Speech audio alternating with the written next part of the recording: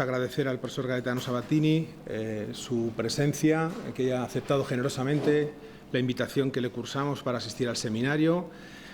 Y ya sin más paso a presentarlo brevemente. Es catedrático de Historia Económica de la Universitat degli Studi Roma III e investigador asociado de la Universidad Nova de Lisboa. Es director del Instituto de Historia de la Europa Mediterránea, dependiente del Consiglio Nazionale delle Ricerche desde 2020. Ha sido además titular de la Cátedra Felipe II de la Universidad de Valladolid en 2012 y fundador en 2005,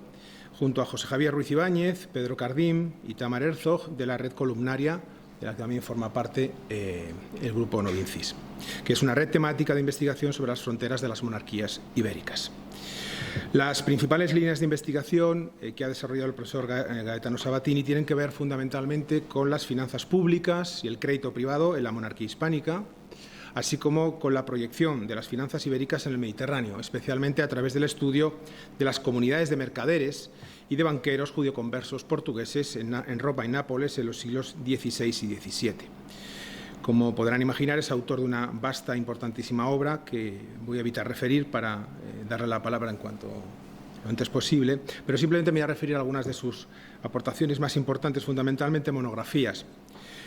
Destaca el estado feudal de los Carafa de Madaloni, origen y administración de un ducado en el reino de Nápoles, siglos XV-XVIII, publicada en 2012. Uno de los trabajos que a mí me ha gustado, que lo leí recientemente, Fronteras, procesos y prácticas de integración y conflictos entre Europa y América, que es un volumen colectivo coordinado junto a los profesores Valentina Favaró y Manfredo Merluzzi en 2017. Y uno de los más recientes, La Inmaculada Concepción y la Monarquía Hispánica, 2019, que se presentó justo antes de la pandemia, si mal no recuerdo, en Madrid, y fue un acto magnífico, junto a los profesores José Javier Ruiz Ibáñez y Bernard Vincent, que es además un estudio extraordinario de renovación de los estudios inmaculistas. Y dejo para el final una de las obras más importantes de su producción, que es una obra coral junto con otros colegas, y que es un referente también historiográfico de los últimos años, que es Polycentric Monarchies, Monarquías Policéntricas, publicado en coordinación junto a los profesores Pedro Cardín, Tamar Herzog y José Javier Ruiz Ibáñez en el año 2012. Y ya sin más voy a pasarle la palabra para que imparta su conferencia de clausura, que lleva el sugerente título del que precisamente hablé ayer y que enlaza, creo que de forma natural, con las intervenciones de la mesa redonda, el fracaso como otra forma de éxito en el mundo hispánico, ejemplos desde el Nápoles de los Austrias. Gracias. Muchísimas gracias, Santiago, por estas palabras demasiado generosas. Le comentaba ayer a Carmen que cada vez que participo en una de las múltiples actividades que ella promociona, salgo con nuevas ideas, nuevos proyectos, nuevos planes de líneas de investigación. Y es de esto, en primer lugar, que agradezco a Carmen, a Santiago, a Sergio y a los demás presentes, porque saldré de este encuentro con muchas ideas, lo que no es obvio. Tantas veces salimos de encuentros científicos quizá con algún conocimiento puntual más, pero no necesariamente estimulados hacia otras investigaciones. Evidentemente, el agradecimiento es también para la Fundación Duque de Soria, que es una institución que no conocía, que ahora conozco y valoro por permitir este tipo de encuentros. Las inolvidables páginas de I Promessi Sposi, Los Novios, la novela italiana más importante del siglo XIX, nos ofrecen una extraordinaria galería de retratos de personajes que, atrapados, desbordados por los acontecimientos narrados en la densa trama de la obra, experimentan bruscos cambios en sus trayectorias sociales. En el contexto de la Lombardía española, entre la tercera y la cuarta década del siglo XVII, en plena guerra de los 30 años, entre incursiones de ejércitos, hambrunas, epidemias, revueltas, motines, conocemos a Don Rodrigo, verdadero emblema de la arrogancia, así lo pintaba la literatura del siglo XIX, de la nobleza española en Italia.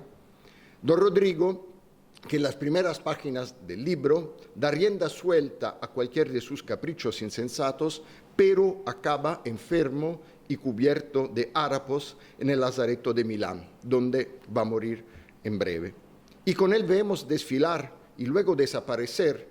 todos los ilustres miembros de su linaje, su primo el conde Atilio o el conde Tío, que pertenecía a la cúspide de las magistraturas más importantes de Milán, incluso miembro del Consejo Secreto del gobernador, que podía presumir de haber escuchado nada menos que de la viva voz del conde duque en Madrid la importante afirmación que el Duomo de Milán era el templo más grande de todos los dominios del Re Planeta. Y observamos al Innominato, que pasa de ser un atroz bandido a un hombre piadoso y misericordioso, gracias a su encuentro con el cardenal Borromeo. Seguimos las vicisitudes de Lucia y de Renzo, campesina una y humilde hiladero de seda el otro, que abrumados por acontecimientos muchos más grandes que ellos, parecen siempre al punto de ser tragados por los remolinos de la historia, solo para resurgir milagrosamente sanos y salvos al final de los intricados acontecimientos de la novela. En los dos extremos de la galería, de estos y otros personajes de fortuna cambiante que pueblan las páginas de Promessi Sposi, hay dos figuras que se mantienen invariadas desde el principio hasta el final de la novela. Por un lado, la figura luminosa y positiva del cardenal Federico Borromeo, exponente de la aristocracia más influyente de la Lombardía española, hombre culto y de moral intachable, amigo de los pobres, de los débiles, que ascendió a lo más alto de la iglesia siguiendo la estela de su más famoso primo, San Carlos Borromeo. En el extremo opuesto se encuentra Don Abbondio, pobre cura rural, cuya cobardía y rendición ante las presiones de Don Rodrigo impide el matrimonio de Renzo y Lucía, iniciando así todas las desaventuras de los dos pobres desgraciados. Don Abbondio, convertido en símbolo de la falta de profundidad moral, del oportunismo, del servilismo al poder, de la capacidad de adaptarse a todas las circunstancias, precisamente por ese extraordinario mimetismo, consigue salir siempre a flote y su comportamiento encarna la peor forma de entender la virtud de la prudencia en el siglo de hierro. En el otro extremo de la geografía de la Italia española, en Sicilia, I Viceré de Federico de Roberto, otra gran novela de la literatura italiana del siglo XIX, narra en el contexto del ocaso del reino borbónico las vicisitudes del linaje de los Uceda de Francalanza, conocido justamente como los virreyes, por su ascendencia, de la que tantos presumen, de Juan Francisco Pacheco Telles Girón, duque de Uceda y virrey de Sicilia entre 1687 y 1696. La narrada por De Roberto es la historia de una trayectoria social descendente, por otra parte común en los años del Risorgimento a una parte de la más antigua aristocracia siciliana que se negaba a tener relaciones con la monarquía de los Saboya. Sin embargo, uno de los miembros más jóvenes de la familia, Don Consalvo, escapó a este proceso de pérdida irreversible de estatus social. Al contrario, construyó oportunistamente sobre este mismo cambio su propia afirmación personal, que se realiza con la entrada en el máximo organismo político del nuevo Estado unitario, la Cámara de los Diputados. Al mismo contexto histórico, el final del reinado de los Borbones en Sicilia y al mismo grupo social, la antigua aristocracia de esta isla, se refiere la historia narrada por otra gran novela de la literatura italiana contemporánea, Il Gattopardo, de Giuseppe Tomasi, príncipe de Lampedusa. En este caso, sin embargo, la narración se centra no tanto en el linaje en su conjunto, a pesar de los numerosos personajes que pueblan las páginas de la novela, sino en el protagonista principal en solitario, el príncipe Fabrizio Salina, alter ego del autor, que rechaza la posibilidad de ser nombrado senador del recién nacido Reino de Italia, percibiéndose a sí mismo como expresión de un mundo ya caduco, y favoreciendo así el ascenso social de Don Calogero Sedara, homo novus de obscuros nacimientos y sin escrúpulos, pero de mucha iniciativa política y económica, tanto más oportunas en tiempos de rápidos cambios. A diferencia de la Lombardía y de la Sicilia, la literatura italiana contemporánea no ha producido para Nápoles, el tercero de los grandes territorios de la Italia española, novelas que presentan trayectorias de cambio social como las de I Promessi Sposi o I Viceré o Il Gattopardo. Pero esta carencia se ve compensada por el extraordinario corpus de obras dedicadas por Benedetto Croce a contar las historias de hombres, mujeres y grupos familiares cuyas vicisitudes recorrieron y poblaron la historia del Reino de Nápoles desde el siglo XIV hasta el siglo XIX, con su fulcro precisamente en la llamada Edad Española. En obras como Vite di avventura, di fede e di passione o Uomini e cose della vecchia Italia, sin olvidar la storia dell'età barocca in Italia o la misma storia del Regno di Nápoles,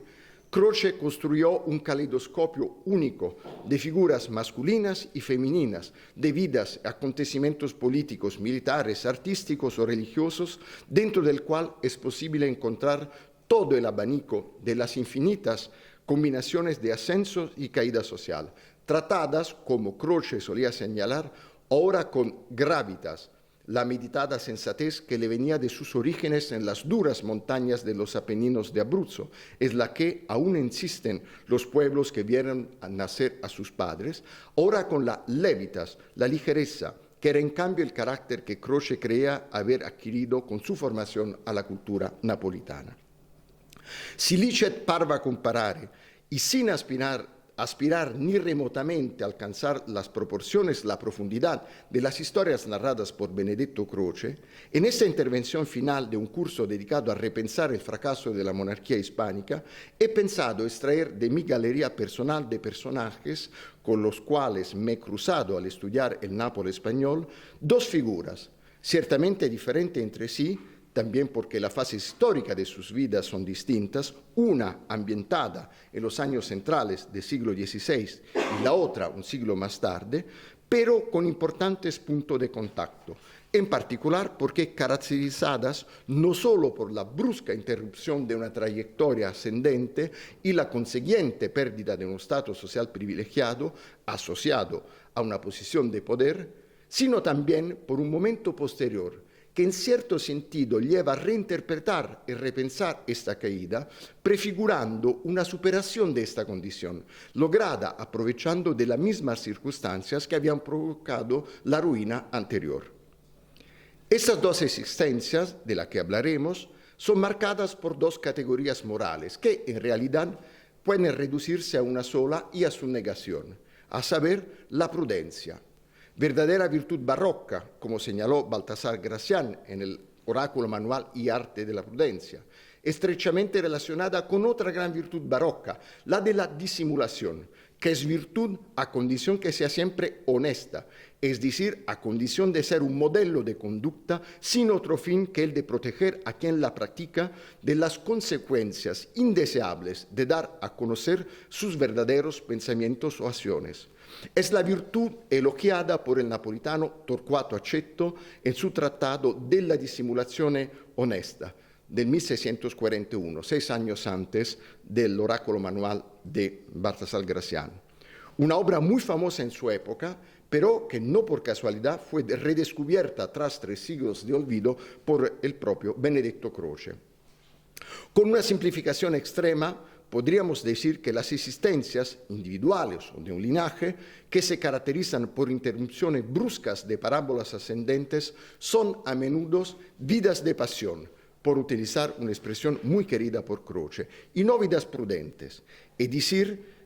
existencias en las que, habiendo realizado una determinada acción, sostenido un determinado enfrentamiento, sobrevalorada una determinada protección, todo este conjunto de circunstancias, comportamientos, provocan una subsiguiente ruina, una precipitada caída. Y en cambio, el comportamiento opuesto, la práctica de la prudencia, evita o minimiza el riesgo de estas eventualidades y, de hecho, en determinadas circunstancias, con un comportamiento prudente, al menos en el sentido más oportunista del término, puede beneficiar uno mismo de la imprudencia de los demás. La primera vida de pasión que vamos a recorrer brevemente es la de Bartolomeo Camerario, personajes emblemáticos de los años centrales de la época de Carlos V en Nápoles. Jurista, nacido en Benevento, en el seno de una familia acomodada de la clase mercantil en 1497, Camerario fue alumno del gran jurisconsulto napolitano Antonio Capece, a quien sucedió en la cátedra de legislación feudal a Nápoles a partir del 1518, es decir, con poco más de 20 años. Verdadero enfant prodige, Camerario fue nombrado en 1529 presidente de una de las sesiones de la Cámara de la Sommaria, el principal tribunal administrativo del Regno, y en los años siguientes realizó numerosas misiones como comisario enviado a las provincias del Regno, sobre todo para resolver problemas de abastecimientos de la ciudad de Nápoles, hasta que en 1536 fue llamado a desempeñar el cargo de conservador del Real Patrimonio, cargo instituido en época aragonesa que se hizo permanente en Nápoles solo con su figura. El restablecimiento de este cargo, que trataba esencialmente de la fiscalización general de las cuentas de las distintas administraciones del Regno, constituyó un paso importante en el programa de reorganización de la administración financiera puesto en marcha por Pedro de Toledo en 1535. Junto con la estrategia política del virrey Toledo y la expresión paralela de los oficios a cargo del visitador general Pedro de Pacheco, el nombramiento de Camerario a este cargo encarna otro aspecto de una única estrategia centralizadora llevada a cabo con fuerza por la política imperial en Nápoles en la década de 1530. Como conservador del Real Patrimonio, se le encomendó a Camerario la tarea de fiscalizar las cuentas presentadas en todos los tribunales administrativos del Regno. Se trataba de una acción que debía ser compartida con otros magistrados, que pero de inmediato él llevó a cabo con plena autonomía, iniciando una amplísima acción de control sistemático de todos los registros contables del Regno, poniendo de manifiesto graves episodios de malversación y recuperando grandes sumas de dinero al erario. La actuación del Camerario encontró, como es de esperar, la hostilidad de los togados, de los miembros del Tribunal del Regno, que se vieron al mismo tiempo limitados en sus funciones y sometidos a investigación. Elevaron entonces sus más altas y firmes protestas al Consejo Colateral, el máximo órgano político del Regno que asesoraba el virrey en el gobierno, alegando que el conservador del Real Patrimonio se había pasado, había extralimitado sus atribuciones. Y en un primer momento el virrey Pedro de Toledo apoyó la actuación del Camerario y las protestas presentadas contra él no tuvieron ninguna consecuencia. Pero, prudentemente, a finales de 1539 el virrey suprimió el cargo de conservador del Real Patrimonio, trasladó sus atribuciones a otro cargo, el de lugarteniente de la Cámara Sommaria, y volvió Camerario a su oficio de presidente del mismo tribunal. Camerario no entendió, sin embargo, la lección y no quiso en absoluto renunciar a su actividad de control. Y para poder proceder con plena autonomía en ese sentido, no siendo suficiente para ello el cargo que desempeñaba de presidente de la Cámara de la Sommaria, tras una estancia de 3 meses en la corte del emperador de Ratisbona, en julio de 1541 obtuvo de Carlos V el privilegio de nombramiento para el cargo de lugarteniente del mismo tribunal. Por haber recibido directamente este nombramiento de las manos del emperador, aunque ciertamente con el consentimiento al menos formal de Pedro de Toledo, Camerario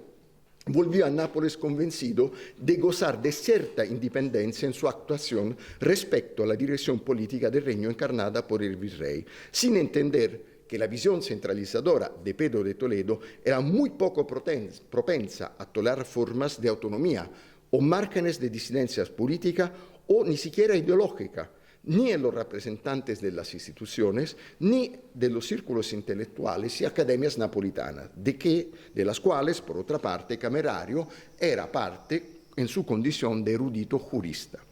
Durante el 1543, además de sustituir altos funcionarios y ordenar el cierre de varias académicas napolitanas, esas son páginas que ha escrito de una forma muy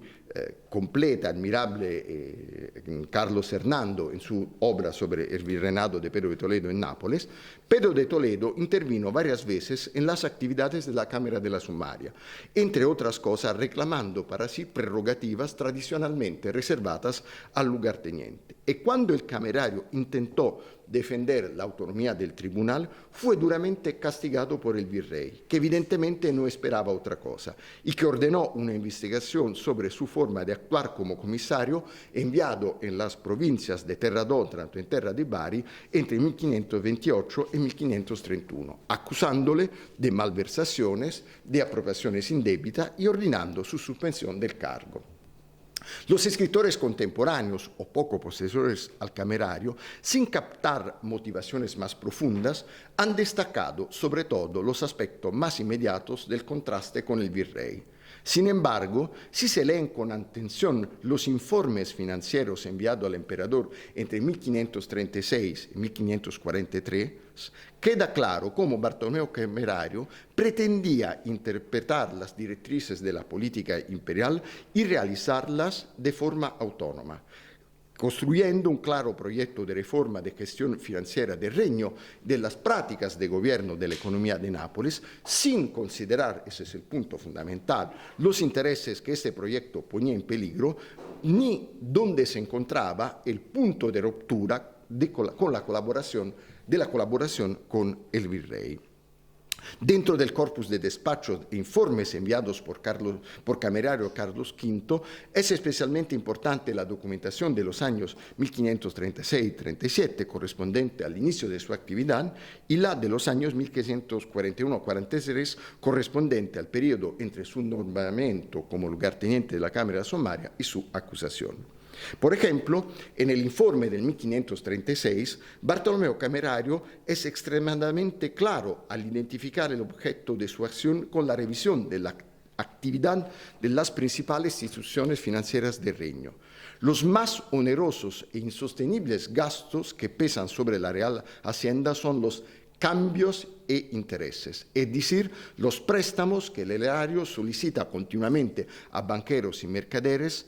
garantizados por los ingresos de impuestos y los intereses que se pagan sobre estos. La necesidad de recurrir a la cesión de ingresos contra capital líquido, obteniendo correspondiendo onerosos intereses, se produce siempre que, ante la urgencia de realizar un pago, las arcas del erario están vacías, es decir, prácticamente siempre, ya que los perceptores y tesoreros de los ingresos del reino tramitan el dinero recaudado con graves e injustificados retrasos. Además, los tipos de intereses que se cobran por estos préstamos suelen ser más elevados de los que se cobran ordinariamente en el mercado y en ocasiones más del doble. Por supuesto, eso sucede porque los funcionarios que suscriben las contrataciones de préstamos, que hacen estas negociaciones, se benefician directo o indirectamente de ellas.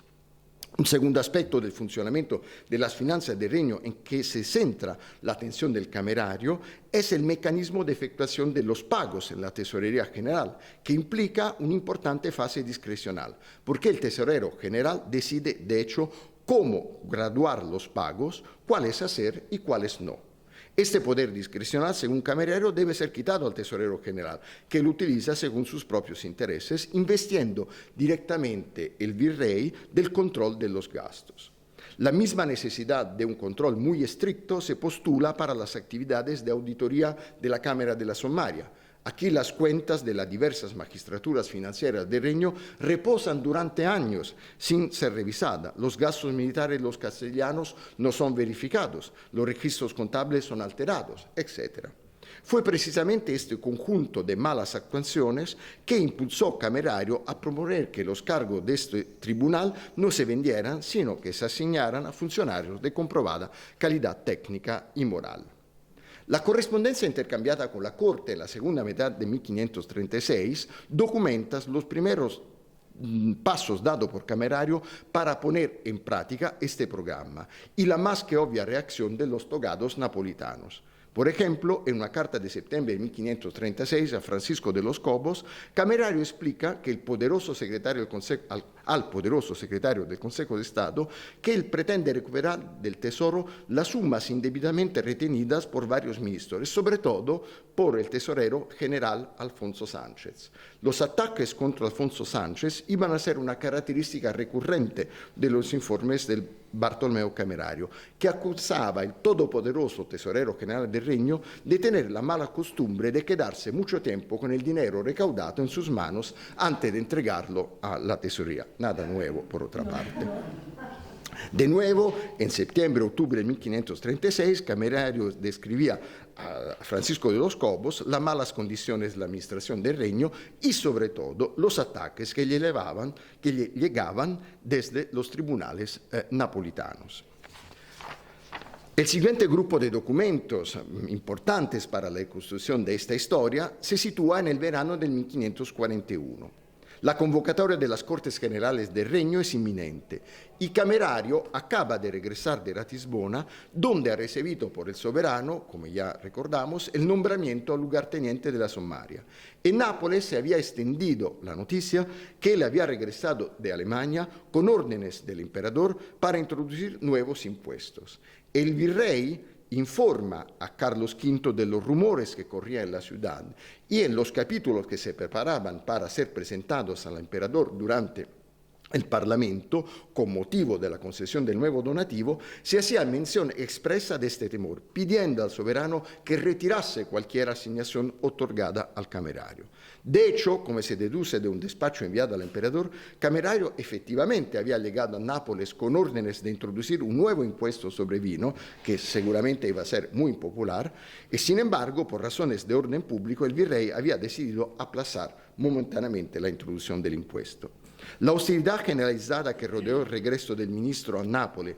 dentro de los círculos financieros de la clase de los ministros de los tribunales, su identificación con los más onerosos pedidos del emperador al reino, todas estas señales indicaban claramente que había llegado el momento en que Bartolomeo Camerario había traspasado el umbral de la prudencia y a partir del cual el poder virreinal debía distanciarse de un ministro que caía mal a las cortes del reino, a los barones, a los togados, a los banqueros, a los mercaderes, a la nobleza de Saggi, es decir, el organismo municipal de Nápoles, un ministro cuya impopularidad, aunque derivara en principio de la escrupulosa aplicación de las directrices de la política imperial, corría el riesgo de comprometer la estabilidad política y el orden público del reino.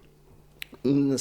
señal muy clara de este cambio en relación con el poder virreinal e imperial se aprecia en el informe que escribe en 1543 al emperador, unos meses antes de la acusación, pero ya después de varios episodios de choque frontal con Pedro de Toledo. Aquí Camerario advierte la necesidad de referirse continuamente a las instrucciones que recibió del emperador, así subrayando como todas sus actuaciones en Nápoles no fueron más que el escrupuloso cumplimiento de esas órdenes y que su labor de revisión y racionalización había permitido recuperar más de 300.000 ducados en pocos años. Evidentemente, Camerario se sentía todavía muy protegido por el emperador y aunque no formulaba explícitamente ninguna acusación contra Pedro de Toledo, insistía ante Carlos V para que le concediera audiencia y le permitiera presentar así todos los documentos firmados por el virrey, que demostraban que él había siempre actuado de acuerdo con él y no contra de su voluntad. Camerario, sin embargo, ya no pudo entrevistarse con el emperador, cuyo apoyo en este contexto habría aparecido como una clara e imposible desautorización de la actuación del virrey. Viéndose expuesto sin el apoyo del emperador, cuando en julio de 1543 fue sometido a la Inquisición antes mencionada, Camerario intentó la extrema jugada de invocar la solidaridad de los tribunales napolitanos frente a la injerencia del virrey y en nombre de la salvaguardia de la independencia de sus funciones. Ni hay que decir que con las premisas hasta ahora mencionadas, tampoco de ese lado le llegó apoyo alguno, por lo que él decidió refugiarse fuera del reino. Claramente, el contenido de las acciones llevadas a cabo por Bartolomeo Camerario iba mucho más allá de la denuncia de malversaciones y fechorías individuales, sino que identificaba el nudo a deshacer en la gestión de las finanzas napolitanas en la enmarañada red de intereses y solidaridades subterráneas que unían a las instituciones del aparato burocrático napolitano y particularmente la gestión de la Tesorería General en torno a la figura del tesorero general Alonso Sánchez y al círculo de banqueros y mercaderes napolitanos. Abbandonato Nápoles a finales de 1544, a principios de 1545, Camerario se trasladó primero en Roma, donde gozó de la protección del príncipe Camillo Colonna, y después, entre 1546 y 1547, se movió dentro del imperio entre Austria y Alemania. Y allá le alcanzó la noticia de la condanna que se le impuso el 14 de marzo de 1547, que incluía la pérdida del cargo de lugarteniente de la Cámara de la Sommaria, la exclusión perpetua de todos los oficios del reino, la restitución del dinero supuestamente extorsionado, la prohibición de residir en Nápoles. Al no comparecer en los 60 días siguientes a la sentencia, fue declarado rebelde contra el Estado y condenado a muerte en rebeldía. Más tarde, en 1552, se confiscarían sus bienes valorados en unos 40.000 ducados. Camerario envió una serie de memoriales en su defensa a Carlos V, pero nunca recibió respuesta y finalmente se dio cuenta de la inutilidad de sus esfuerzos. Tras abandonar los territorios imperiales, donde evidentemente no se sentía seguro, se refugió a París a finales de 1547, donde permaneció unos 10 años. Y fue aquí donde se invirtió su adverso destino.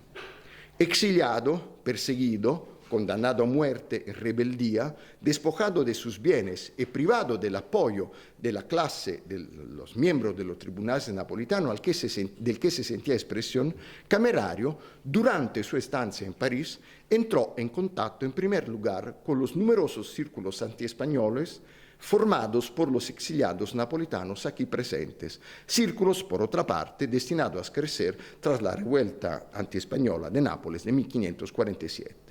En París, además, reanudó sus estudios, que de hecho nunca había abandonado del todo, pasando de sus intereses jurídicos a intereses teológicos, interesándose en particular por los temas de la reforma interna de la Iglesia con una clara orientación antiprotestante. Escribió obras inspiradas a una violenta polémica antiluterana sobre temas como la negación de la predestinación, la relación entre gracia divina y libre albedrío, la eficacia de las obras en la salvación del hombre, etc. Esos escritos, que le proporcionaron cierta notoriedad en los círculos franceses, parecen responder todos a un mismo designio apologético del catolicismo. Además, estaban dedicados a personalidades eminentes como Marguerita de Valois, hermana de Enrique II, el cardenal Carlos de Guisa, a Diana de Valentinois, etc. Y todo hace pensar que Camerario pretendía recuperar su estatus social perdido, estableciendo nuevas relaciones y, en particular, acreditándose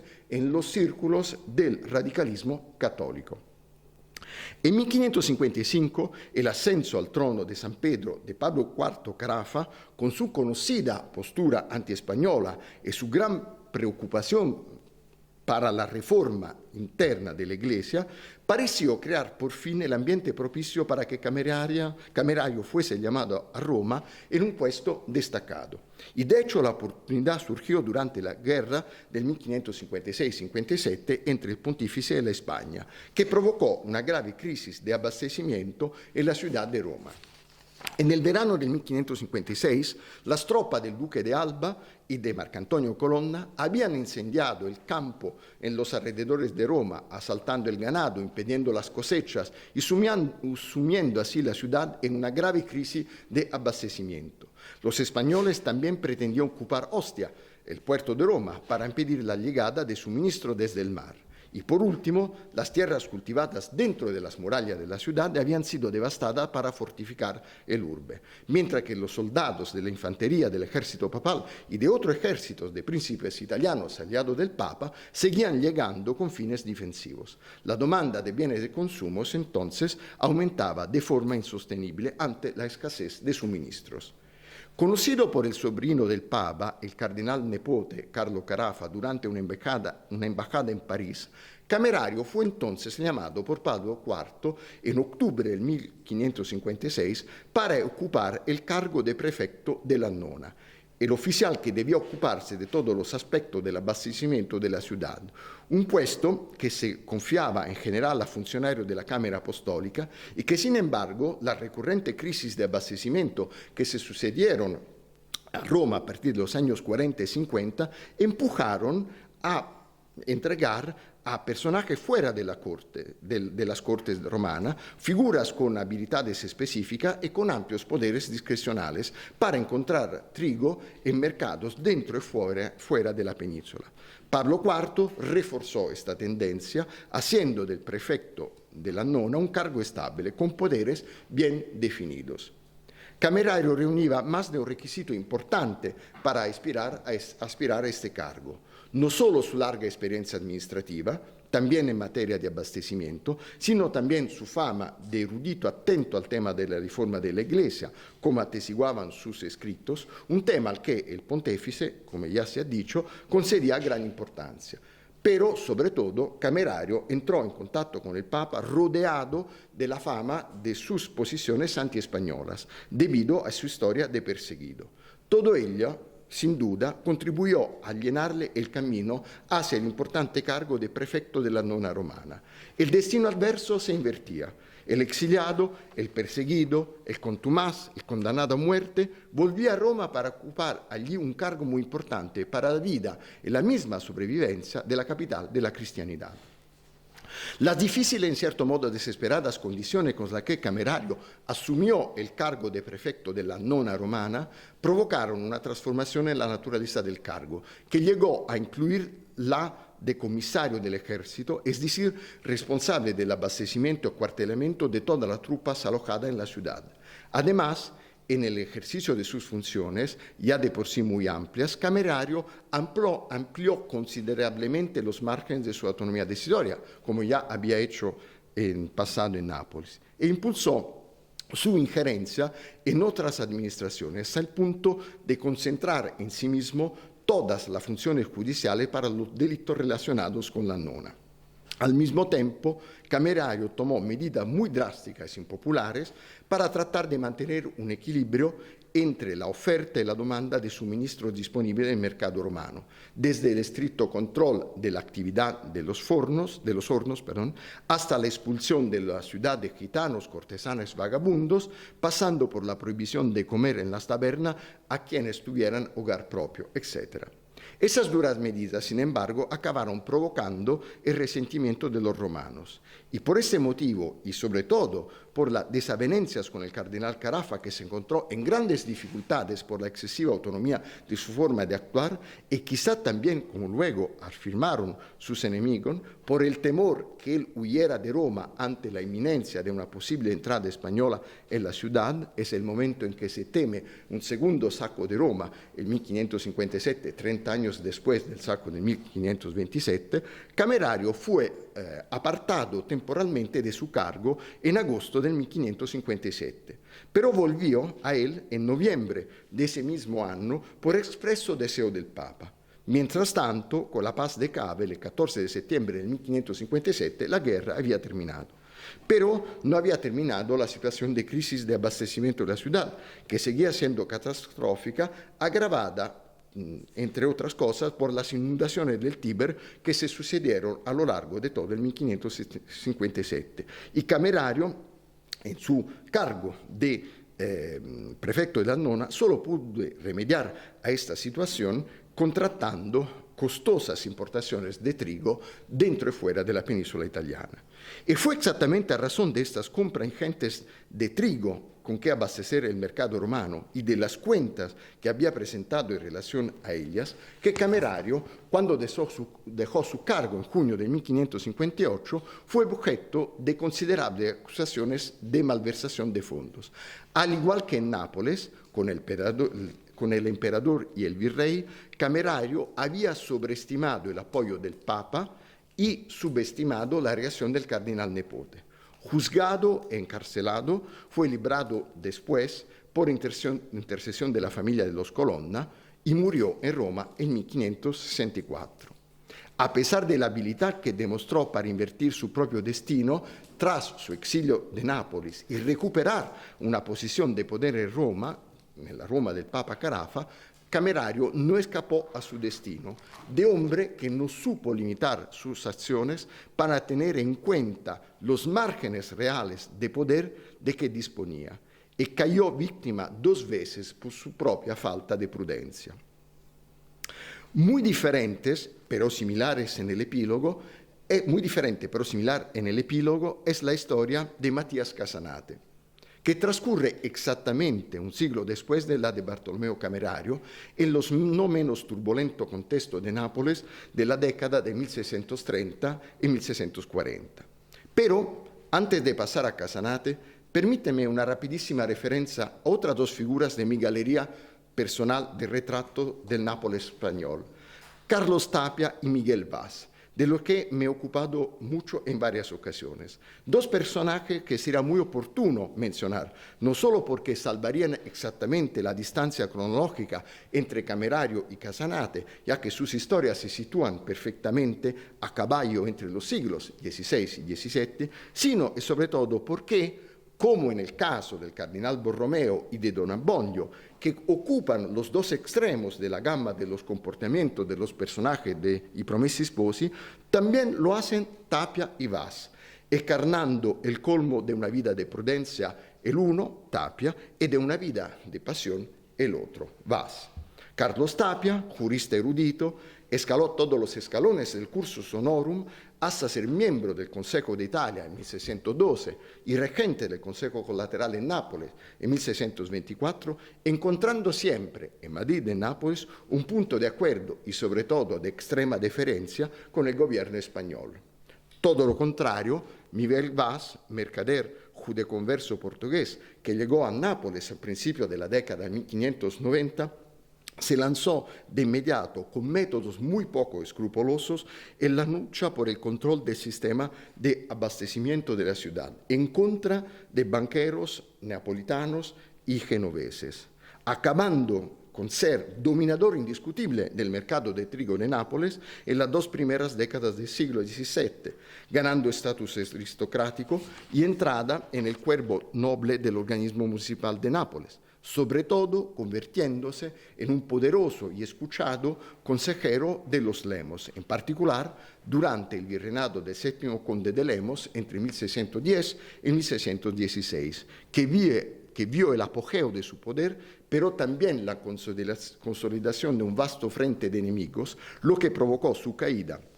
arresto y persecución durante el gobierno del sucesor de Lemos, el duque de Osuna. Tapia y Vaz, una vida de prudencia, una vida de pasión. Matías Casanate, jurista aragonés nacido en Zaragoza hacia 1580, llegó a Nápoles en septiembre de 1619 para ocupar el cargo de presidente de la Cámara de la Somaria, el mismo que había tenido Camerario. Su llegada coincidió con el final del gobierno del duque de Osuna, es decir, en una fase extremadamente crítica para los equilibrios políticos financieros dentro del reino y para sus relaciones con Madrid. Osuna, virrey de Nápoles a partir de 1616, había pretendido ante todo marcar una clara discontinuidad con su predecesor, el conde de Lemos, a cuyos más estrechos colaboradores puso inmediatamente bajo investigación o directamente en la cárcel, entre ellos el ya mencionado Miguel Vaz. En general, Osuna llegó a Nápoles con la declarada intención de lograr el total sometimiento de la magistratura del reino al poder virreinal. Identificó los principales obstáculos para este objetivo, tanto en la nobleza dei seggi, o sea, la parte que se le daba a la aristocracia dentro de la administración de la ciudad de Nápoles, como en la más alta administración del reino, contra la que no dudó en intervenir de inmediato, interfiriendo en las actividades de los tribunales y sobre todo arrestando a muchos de sus miembros. En esta misma línea se inscribía también el intento de limitar los poderes de la antigua nobleza en el gobierno de la ciudad de Nápoles, defendiendo el derecho de la representación popular a un voto igualitario y, en ámbito fiscal, la intención de perseguir una relación privilegiada con la plebe de Nápoles, suprimiendo dos de las gabelas más odiadas, la gabela sobre la harina y la gabela sobre la fruta, o sea, los bienes de consumo más importantes. Lo que, por otra parte, hubiera permitido a Virrey también de golpear las actividades especulativas que la nobleza y la clase togada realizaban con los arrendamientos exactamente de esas dos gabelas. Madrid reaccionó ante la intemperancia del virrey tratando primero de atemperar sus excesos, por ejemplo, prohibiéndole de proceder contra miembros de la magistratura napolitana sin contar con la autorización explícita del soberano, pero cuando quedó claro que la intransigencia del duque de Osuna ponía en riesgo la estabilidad de las relaciones entre España y Nápoles, se comenzó a trabajar a su sustitución, que efectivamente se produjo en 1620, negándole un segundo mandato de 3 años como virrey. Son los últimos y turbulentos meses del gobierno de Osuna en Nápoles el complejo escenario en el que se enmarca la llegada de Matías Casanate en Nápoles. Su envío desde Madrid respondía a la necesidad de reforzar la componente español en los tribunales napolitanos y de asegurar una mayor adhesión a las directrices de Madrid en una etapa que se anunciaba, que fue pues efectivamente muy instable. Entre los primeros asuntos de los que se ocupó Casanate en Nápoles estuvieron las finanzas de la misma ciudad, para la cual fue llamado a desempeñar el importante cargo de magistrado del Tribunal de la Pecunia, es decir, del juez administrativo que presidía la aprobación de los ingresos y de los gastos de la ciudad. Un papel especialmente delicado si tenemos en cuenta que fue ejercido justo en el momento en que estaba en marcha la inspección de todos los oficios centrales y municipales del Reino, llevada a cabo por Francisco de Alarcón, visitador general del Reino de Nápoles en los años 1528-1531. Alarcón, que ya había realizado una anterior misión en Nápoles en 1622 para recabar pruebas de los proyectos subversivos de Osuna, había llegado de hecho a Nápoles con un objetivo no muy distinto de los del duque, a saber reconducir la magistratura del Reino a la completa obediencia a la corona mediante el mecanismo habitual de la inspección de los oficios. Con esas premisas, el enfrentamiento entre los tribunales y el visitador general fue muy duro. Los togados llevaron una fuerte protesta en Madrid, al rey, al conde duque, al Consejo de Estado, y lograron en 1631 conseguir que Alarcón abandonara el reino sin afectar sustancialmente a las prerrogativas que tradicionalmente disfrutaban los tribunales. Pero tras este episodio, en los años siguientes, se observa un profundo cambio en el equilibrio político entre Nápoles y Madrid.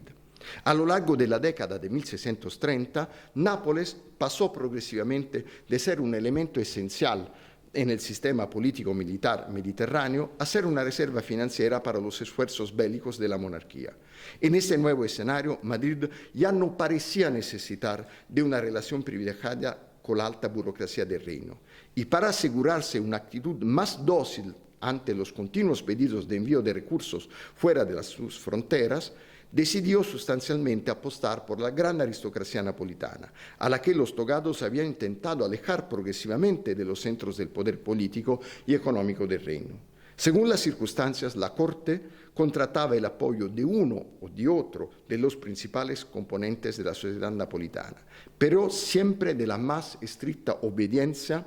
y afirmación del absolutismo del soberano y de sus representantes. En este modo se cerraba todo espacio a los intentos de reforma y se modificaba también el equilibrio de poder dentro del reino, sentando las bases de la crisis que se manifestaría poco más tarde durante la revuelta de Masaniello. En este contexto se desarrolló la primera fase de la actividad política de Matías Casanate, hasta la mitad de los años 30, un periodo de lento y prudente conocimiento de una realidad política y económica compleja y articulada. Un periodo preparatorio para los 15 años siguientes en los que Casanate iba a ser uno de los protagonistas más importantes de las prácticas administrativas y financieras del reino. Regente de Cancillería desde 1536 y desde el año siguiente regente del Consejo Colateral, o sea, el tope del poder del sistema istitucional napolitano, Mattias Casanate llevó a cabo una importante misión diplomática en Roma en 1637, quando, circulando rumores sobre la mala salud de Urbano VIII, Felipe IV quiso discretamente comunicar su apoyo al cardenal Giovanni Battista Panfili, que efectivamente en 1644 se convertiría en el Papa Inocencio X, misión que también tendría importantes repercusiones en el inicio de la carrera eclesiástica de su hijo Jerónimo, sobre que volveremos. Pero el signo más incisivo de la acción de Mattia Casanate en Nápoles en este periodo es, sin duda, su participación a las discusiones y deliberaciones del Consejo Colateral, donde, a mediados de la década de 1630, se planteó con frecuencia cada vez más dramática el problema de hacer frente a la creciente presión ejercida por la corona para enviar asistencia a los ejércitos comprometidos en los frentes de toda Europa. En 1536 se solicitó al Regno una contribución de 1.200.000 ducados, más otros 300.000 para la flota.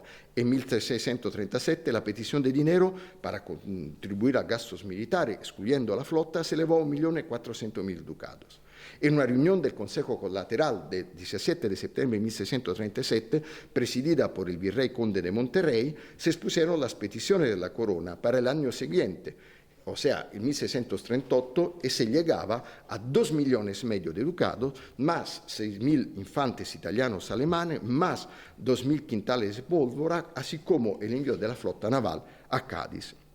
La imposibilidad para el reino de hacer frente a tan onerosos pedidos fue señalada por el virrey y el Consejo Colateral, pero el soberano reiteró y aumentó sus peticiones. Y el 6 de mayo de 1638, Mattias Casanate figura entre los miembros del Consejo que, junto con el nuevo virrey, duque de Medina de las Torres, firmaban una importante consulta en la que se volvía a exponer a Felipe IV la desproporción entre las asistencias pedidas y los recursos disponibles. La contribución a que el reino podía alcanzar con dificultades para ese año de 1638 efectivamente ascendía solo a 1.600.000 ducados y no era posible obtener más. Ya en estas primas intervenciones de Casanate en Consejo Colateral como regente, se demuestra la autoridad alcanzada por el magistrado, pero su muestra de poder le viene del nombramiento, todavía en 1637, al cargo de graciere. El graciere en Nápoles es el prefecto de la nona en Roma, es decir, es la figura dentro del organismo municipal que se ocupa del abastecimiento de la ciudad. Eso fue uno de los primeros actos realizados por el duque de Medina de las Torres, que fue virrey de Nápoles en 1637 y 1644, por otra parte una figura muy bien conocida. El nombramiento de Mattia Casanate como graciere tuvo un fuerte significado político. Él sustituía a Giovanni Dávalos, príncipe de Montesarchio, que había sido uno de los más estrechos colaboradores del anterior virrey, el conde de Monterrey, y que había compartido con él un enfoque de poder rígidamente aristocrático y antipopular. Todo el contrario, el nuevo virrey, duque de Medina de las Torres, parecía buscar una base más amplia de consenso para su acción de gobierno. Y dentro del mismo, en efecto, Casanate se confirmó desde el primer momento como uno de los más próximos colaboradores del duque de Medina. Seguramente por este motivo, en el mismo año del 1638 fue nombrado para el delicado cargo de miembro de la Junta Especial formada contra los seguidores de Fray Tommaso Pignatelli, acusado de haber urdido una conspiración contra el virrey y el gobierno español en Nápoles, mientras que en 1639 Casanate ascendió al cargo de lugarteniente de la Cámara de la Sommaria, el mismo cursus honorum de Bartolomeo Camerario, 6 años después. Y en este nuevo oficio, Casanate firmó numerosas consultas que servían para limitar los pedidos que llegaban de Madrid, documentando la imposibilidad para las finanzas públicas del reino de satisfacerlas. Por ejemplo, en 1639, mientras se procedía a la revisión de los presupuestos del reino correspondiente a los 3 años anteriores, desde el Consejo de Italia se observaba que desde 1636 no se habían cobrado los residuos acumulados por las comunidades del Reino hasta 1634 y se exigía su cobro. Pero Casanate firmó una consulta donde recordaba cómo, en ocasión de las Cortes Generales del Reino del 3 de febrero de 1636, en que se había votado un donativo ordinario de 1.200 ducados y un donativo extraordinario de 700.000 ducados, el soberano había concedido al Reino la condonación de todos los atrasos acumulados por las comunidades y entonces no había que pagar nada. Ese y otros episodios semejantes indican que, a pesar de una postura muy rígida ante los pedidos de asistencias que llegaban de Madrid, Matías Casanate se mantenía en la línea política del virrey Medina de las Torres y, con ocasión de las Cortes Generales del Reino de 1639, en que participó como titular de feudo y procurador de otros varones, votó a favor de los métodos de recaudación del donativo ordinario propuesto por el representante del virrey, el justiciero del Reino Francesco Spinelli, marqués de Fuscaldo, frente a la proposta aristocrática del príncipe de Conca, Antonio Orsini. Es decir, que en esta y en otras ocasiones el Casanate encarna una virtud de prudencia institucional, que por un lado mira al respeto de las prerrogativas del Reino y de sus reales condiciones económicas, pero por el otro lado se pone la línea del virrey. No hay un enfrentamiento como fue en el caso que antes mencionamos de Camerario. La selección de Casanate en esta fase parece, por lo tanto, inspirada en un prudente compromiso entre lealtad a la corona y al virrey y una cuidadosa evaluación de las posibilidades reales del reino. Hubo en estas y en otras ocasiones fuertes debates entre dos distintas componentes del ministerio, que puso, por otra parte, de manifiesto una cierta desorientación de los togados ante la crisis económica del Reino y las crecientes exigencias financieras de la corona. Esa incertidumbre se tradujo muy a menudo en la expresión de dos orientaciones distintas y opuestas en seno del Consejo Colateral. Por un lado estaban los partidarios de la razón de Estado, entre ellos Casanates, que anteponían las necesidades del reino y creían que debían ser introducidos nuevos impuestos solo cuando no había otra alternativa para satisfacer a los pedidos de la corona. Por otra parte, estaban los que creían que la crisis del reino estaba por encima de las necesidades de la monarquía y que, por tanto, los nuevos impuestos debían ser rechazados. Sin embargo, el continuo envío de asistencias fuera del reino planteaba no solo un problema de encontrar recursos, sino también de remediar a los graves desequilibrios monetarios que este proceso provocaba. Ya en 1642, la Cámara de la Sommaria volvió a señalar el riesgo que estos desequilibrios condujeron a una repetición de la crisis financiera y de la inflación del 1622 como efecto de los fenómenos de escasez y manipulación de la moneda. De hecho, ya desde 1639, a instancias de Casanate, se había preparado un plan, eso me parece un poco como el plan que está haciendo ahora Argentina para sus problemas monetarios, ojalá que tenga resultados mejores, medidas para evitar esta eventualidad, o sea, de la crisis monetaria y financiera, que preveían que los bancos públicos napolitanos aceptaran y devolvieran el dinero según el peso y no el valor nominal de la moneda, lo que significaba que la moneda estaba alterada. Además, se discutía la conveniencia de acuñar nuevas monedas con una reducción del contenido intrínseco de plata, consiguiendo así una devaluación de alrededor del 10%, a semejanza de las practicadas en la misma época y muy a menudo, y a veces en mayor medida, en las más importantes plazas financieras de Italia y de Europa.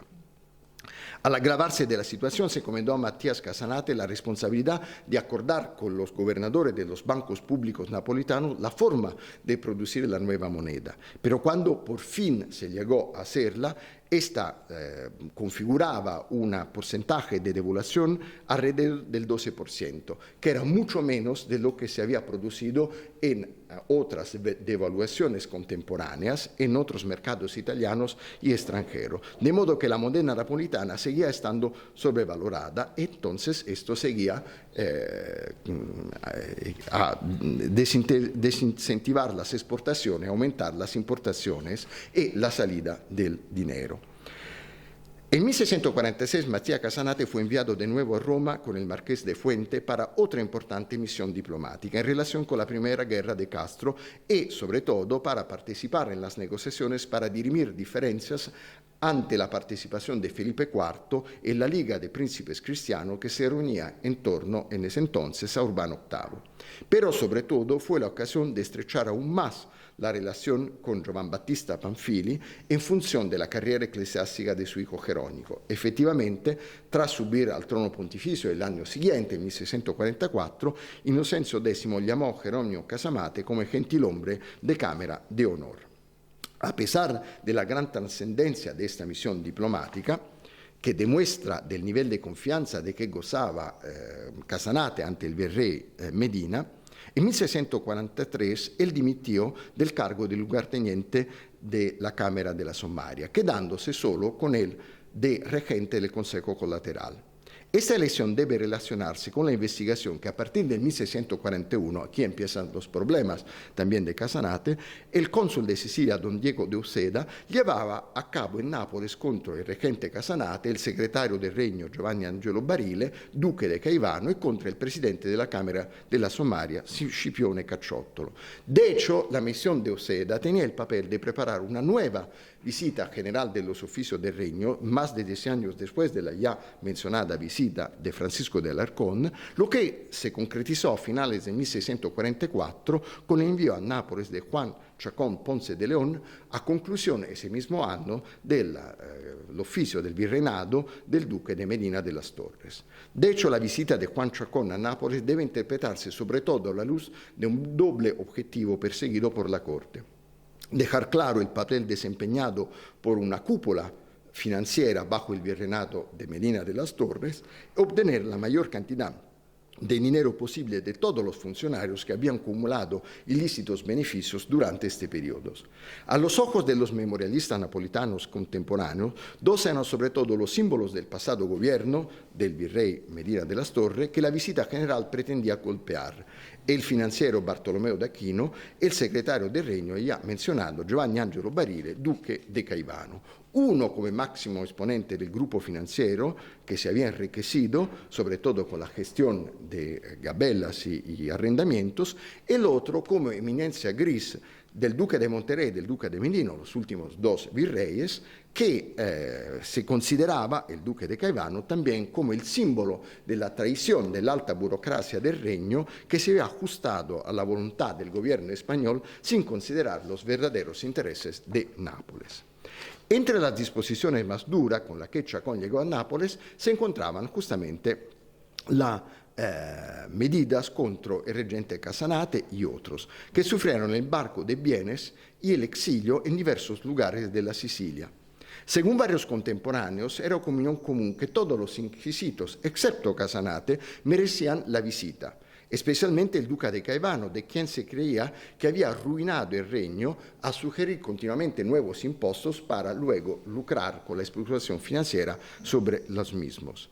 Este parecía ser, a fin de cuentas, el sentido más profundo de la visita de Chacón. Los magistrados inquiridos estaban vinculados a recaudadores de impuestos y a los titulares de los contratos de préstamos, es decir, que golpearlos respondía no solo a la intención moralizadora de la visita, sino y sobre todo a la necesidad de sacar a la luz las nuevas fortunas financieras que se habían formado en los últimos 15 años. Casanate era más bien ajeno a este ambiente de gran especulación financiera. Sin embargo, su estricta postura respecto a las asistencias pedidas por la corte a Nápoles evidentemente no debió haber pasado desapercibida en Madrid.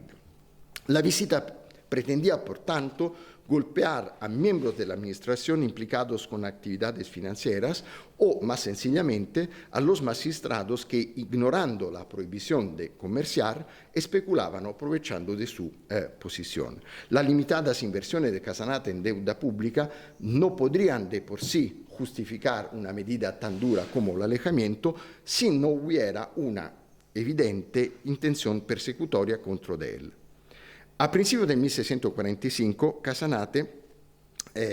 después de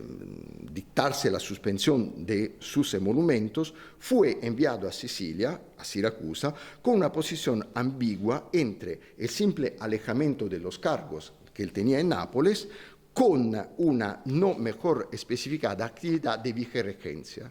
Las crónicas afirman que en el momento de su salida de Nápoles recibió grandes muestras públicas de estima y afecto, incluso por parte del propio virrey, el almirante de Castilla.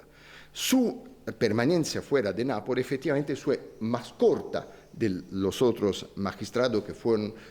atingidos por las mismas medidas, unos 15 meses. Su regreso a Nápoles a mediados de 1646 se vio quizá facilitado por la intercesión de algunos cardenales promovida por su hijo Jerónimo desde Roma. El regreso a Nápoles, sin embargo, no indicaba que la situación de Casanate se hubiera aclarado por completo, porque el pago de sus emolumentos seguía suspendido, sino tal vez solo que una prima fase de la investigación había terminado y, sobre todo, que el visitador general Chacón había dejado iba a dejar rápidamente la ciudad de Nápoles, sobre todo por consecuencia de la revuelta de 1647. Aunque probablemente sacudido en su vida privata, en su imagen pública, Casanate, tras regresar de su estancia siciliana, reanudó su actividad normal en el Consejo Colateral, ocupándose de asuntos fiscales, solo aparentemente menos importante que otros asuntos de naturaleza política, ya que, por ejemplo, fue llamado a ocuparse de la propuesta de abolición de la gabella sobre la fruta que iba a ser la causa incidental del levantamiento de Nápoles, de Masaniello, del 7 de julio del 1647. Y efectivamente, el nombre de Matías Casanate vuelve con frecuencia en los acontecimientos de la revuelta del 1647 y 1648. Y al día siguiente del estallido de la sublevación, el 8 de julio, el regente aparece en la lista de 36 caballeros cuyas casas la plebe de Nápoles quiere quemar. Pero la intervención del cardenal Filomarino salvó, entre otros, el palacio de Casanate en Chiaia. Cabe destacar que en la lista Casanate se encontraba en compañía de otro regente del Consejo Colateral, del duque de Medina de las Torres, de Carlo Spinelli, del marqués de Fuscaldo, de Cornelio Spínola, es decir, de todos los más influyentes exponentes de los tribunales, de la nobleza, de los grandes financieros genoveses, de todo el bloque de poder directamente implicado en la gestión de los arrendamientos del reino. No parece del todo claro, sin embargo, por qué el nombre de Casanate figura en esta lista, al no ser, como he dicho, que él, que tenía el oficio de graciere, como recordamos, de la ciudad de Nápoles, tenía responsabilidades o se le atribuían responsabilidades por los problemas de escasez de suministro que padecía la ciudad. Sin embargo, el saqueo de la casa del regente solo estaba pospuesto. Tuvo lugar una primera vez el 15 de enero de 1648, junto con el Palacio del Príncipe de San Severo, y de nuevo el 5 de febrero del 1648. Pero en otros momentos de la revuelta, Matías Casanate desempeñó un papel muy destacado. En primer lugar, como suscriptor y, por lo tanto, como garante de las capitulaciones del 13 de julio de 1647, que contenían las gracias concedidas al pueblo de Nápoles por el virrey duque de Arcos. Recordamos que el virrey tuvo desde el primer momento una postura muy débil, que luego le fue muy reprochada, y concedió, de hecho, todo lo que se le pedía. Y un grupo de magistrados napolitanos, de alguna forma, se hacía garante que estas concesiones se podían efectivamente acordar con la tradición institucional del reino. O sea, una responsabilidad muy, muy, muy fuerte. Voy cortando porque veo que el tiempo está escapando. Este episodio atestigua la adhesión de Casanate a la línea política débil y entreguista elegida por el virrey desde los primeros momentos de la revuelta. Una línea de acción destinada luego, con la llegada de don Juan de Austria y del conde de Oñate, a ser puesta enteramente bajo acusación. Casanate, sin embargo, es uno de los muchos miembros del Consejo Colateral estar presente a la reunión del 6 de enero de 1648, o sea, después de la llegada de Juan de Austria a Nápoles, que es el primer momento de efectiva reactivación de las instituciones del reino a partir de la sublevación del 7 de julio, 6 meses después. Se discute el traspaso del poder virreinal del duque de Arcos a don Juan de Austria, pero en el mismo tiempo es el primer momento en que se enfrentan abiertamente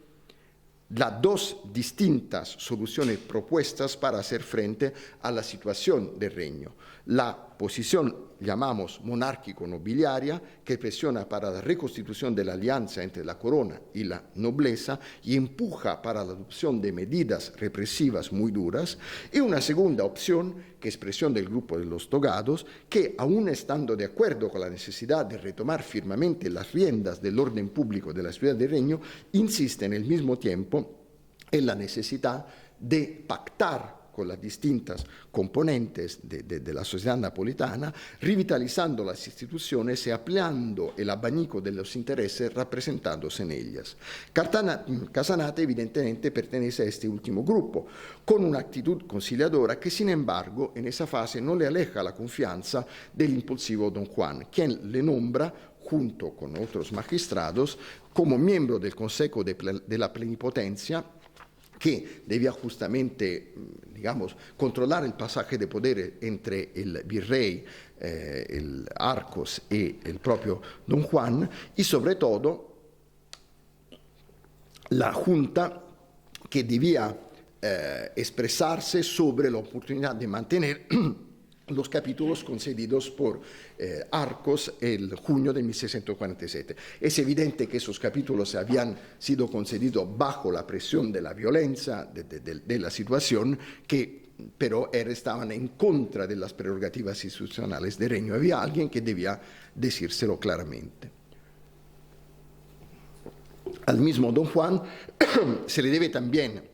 el nombramiento de Casanate como otra vez graciero de la ciudad, o sea, le entrega otra vez un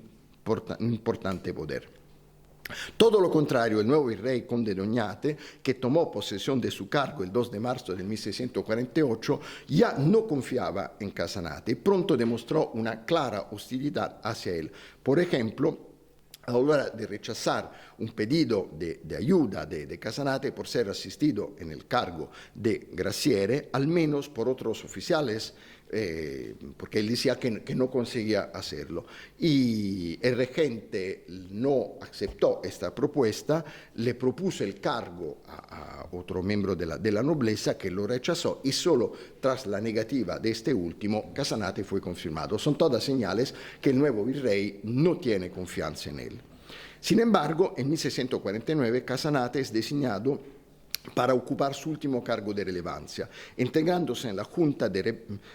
formada para juzgar el príncipe de Montesarchio y otros rebeldes, un proceso que era expresión de la línea política de rigurosa afirmación del absolutismo regio del conde de Oñate, frente y por encima de cualquier particularismo o autonomía, tanto en la clase de los varones como en la alta burocracia del reino, línea que inicialmente encontró el apoyo de Madrid. En este marco, no parece haber lugar para la cautela que siempre había caracterizado la actuación prudente de Casanate, incluso dentro de un sentimiento de incuestionable lealtad a la corona. En efecto, el conde de Oñate no perdió ocasión de mostrarse inflexible no solo con los miembros de la aristocracia, sino también con los representantes del tribunales del reino. Otro episodio de tensión entre togados y virrey se produjo a la hora de aprobar el presupuesto del Estado para 1651. Este es el episodio que marca la caída de Casanate. El virrey proponía destinar 2 millones de ducados a la caja militar, pero desde la Plaza del Pueblo, o sea, la parte que es expresión del seto mercantil de la ciudad de Nápoles, el representante de este grupo en el organismo municipal de Nápoles pretendía reducir la suma a menos de la mitad, porque se decía que esa suma había sido fijada en tiempos del conde de Lemos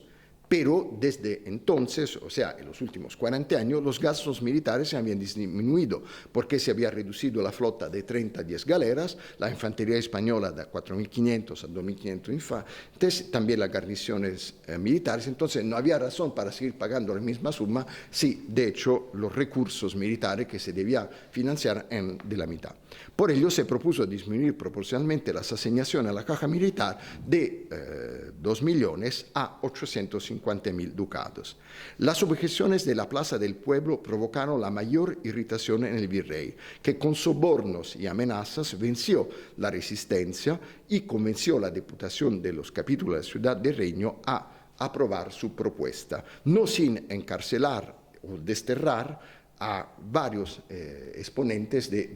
este grupo. La ira del virrey, sin embargo, cayó también sobre Casanate, que hablando públicamente en el Tribunal de San Lorenzo expresó su amistad y solidaridad para los perseguidos y dijo que no temía demasiado al conde de Oñate porque los virreyes de Nápoles, al fin y al cabo, no son eternos. Algunos de los hombres del virrey lo escucharan e informaran de las palabras del Casanate el conde de Oñate, quien, por este hecho, no dudó en remitir Casanate a una junta que lo debía juzgar de una no mejor explicitada acusación de crimen lese majestatis. En una fecha entre el 7 y 15 de febrero del 1651, Casanate fue sacado de su casa de noche y desterrado al castillo de Taranto, donde debía esperar el resultado de la junta. Sin embargo, él cayó enfermo en el viaje, se paró en Bari, donde murió el 1 de julio del 1651. El episodio del Tribunal de San Lorenzo parece haber encendido por último la mecha de la cólera del virrey, pero, según una memoria escrita por Matías Casanate en defensa propia, más allá de haber hablado evidentemente con demasiada libertad contra el conde de Oñate, habían también otras acusaciones. Él se oponía a la supresión de algunos tribunales, a la limitación de la jurisdicción del organismo municipal de Nápoles. Él afirmaba públicamente que los diputados de la ciudad no hubieran votado a favor de nuevos impuestos y además se había opuesto a la condena a muerte de un viejo honorado militar cuya lealtad a la corona parecía fuera de toda duda, Ferrante de Limonti, que todo lo contrario había sido condenado a muerte por expresa voluntad del virrey. El episodio de Casanate puede considerarse solo una de las pruebas del excesivo rigor mostrado durante 1651 por el conde de Oñate. Según los contemporáneos, fue precisamente el asunto de Casanate, el proceso, la humillación del destierro, su muerte, lo que provocó una serie de pedidos de información y aclaraciones del soberano sobre este y otros episodios, hasta que el 8 de mayo del 1652 Felipe IV envió a Oñate una dura advertencia sobre los límites de su poder. El virrey debía informar sobre la conducta de los ministros, pero en ningún caso podía proceder a castigarlos directamente. El final de Casanate aparece en las memorias contemporáneas, por ejemplo, en las páginas de las crónicas de Fuidoro y del Celano, como el emblema de la inocencia injustamente calumniada, lo que, al margen de cualquier otra consideración, atestigua el prestigio personal del regente y la adversión pública al conde de Oñate, que llegaba a ver con simpatía cualquier intento, por prudente que fuera, de oponerse a su línea política. Casanate había sido pues un hombre de conducta esencialmente prudente, abrumado por el temperamento recio de un virrey que no admitía el menor desajuste con sus propias posiciones. Pero, y aquí pasamos a la fase de la fortuna que cambia, las crónicas contemporáneas estigmatizaron también la conducta de Jerónimo, el hijo de Matías Casanate, que parece encarnar otra forma de conducta prudente. Jerónimo Casanate, nacido en Nápoles en 1620, había tomado las órdenes menores en 1633, probablemente para disfrutar de algún beneficio eclesiástico obtenido por su padre que exigía esta condición. Se licenció en utroque iure en Nápoles en 1635 y, como ya se ha dicho, en 1645, por intercesión de su padre, había sido nombrado por Inocencio X gentilhombre de cámara. Se trataba de un cargo, sin embargo, principalmente honorífico. De hecho, el padre pagaba para su mantenimiento, pero era un excelente punto de partida para otros oficios más importantes en la corte papal, el primero de los cuales llegó en 1648 con su nombramiento a gobernador de la Sabina. La gobernación de la Sabina, una región del norte de Roma infestada por bandidos, se consideraba un banco de pruebas para los jóvenes clérigos destinados a hacer carrera en la administración del Estado eclesiástico. Los bandidos de Sabina se refugiaban muy a menudo en los señoríos de la zona controlada por las familias más poderosas de la aristocracia romana, de modo que los gobernadores de esta área, por un lado, debían combatir las formaciones de bandidos para contener sus incursiones, pero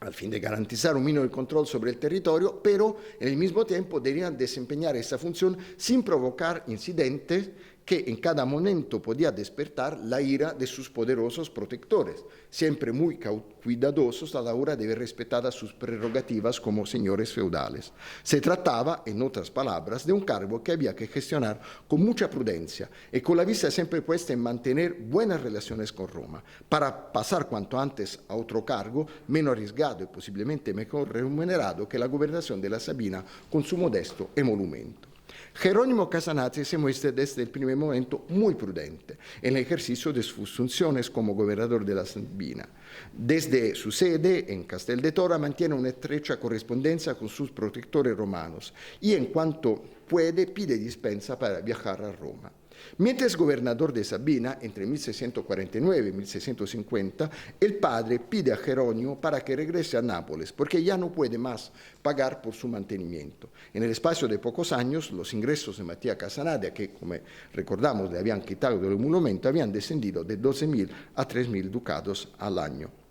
Alternativamente, Matías le pide al hijo que acuda a corte a Madrid para conseguir del rey la anulación de la investigación y del proceso que sigue pendiente sobre él y para reclamar la reanudación de su emolumento y el pago del sueldo atrasado en los últimos 5 años. Sin embargo, Jerónimo, con mucha diplomacia, rechaza todos los pedidos del padre. Él sabe perfectamente que se encuentra en una posición muy delicada, no solo porque la gobernación de la Sabina es su primer destino, y renunciar a ella significa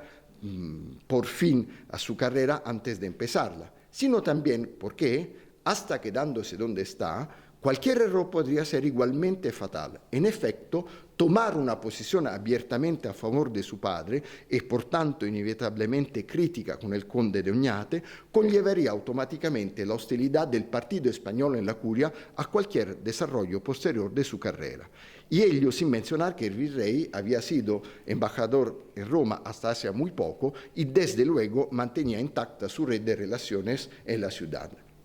Por cierto, Inocencio X, por otra parte, tampoco deseaba provocar nuevos motivos de tensión con la España, después de la actitud ambigua que había mantenido durante la revuelta de los meses anteriores. E incluso el gran historiador de los pontífices, el muy prudente Ludwig von Pastor, siempre listo a encontrar buenas razones para defender la acción del Papa de Roma, al hablar de las relaciones entre Roma, Nápoles y Madrid entre 1647 y 1648, admitió que la actitud de la Iglesia hacia la sublevación de Masaniello y los acontecimientos sucesivos no había sido del todo lineal, como puede verse, por ejemplo, con el comportamiento del nuncio papal, el nuncio apostólico en Nápoles, Saltieri, acusado por los españoles de tener relaciones poco claras con los